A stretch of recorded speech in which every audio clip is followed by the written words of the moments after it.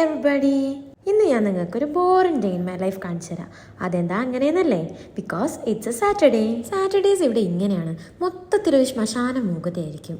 ആളുമില്ല, അനക്കമില്ല, ഒച്ചയില്ല, ബഹളമില്ല, ചുരുക്കി പറഞ്ഞാൽ ഒന്നുമില്ല. യെസ്, റാസൽ ഖൈമയിലെ വലിയ വീട്ടിൽ ആ രാജകുമാരൻ ഒറ്റയ്ക്കായിരുന്നു. ബേസിക്കലി ഞാൻ അങ്ങനെ ഒരു വർക്കിംഗ് സാറ്റർഡേസ് വിരോധിയൊന്നും അല്ല കേട്ടോ. അതിനുള്ള എൻ്റെ തിയറി എന്താണെന്ന് വെച്ചാൽ, എനിക്കിങ്ങനെ വീട്ടിലിങ്ങനെ ഇരിക്കുമ്പോൾ ലൈഫ് ആകെ ചടച്ച പോലെ തോന്നും.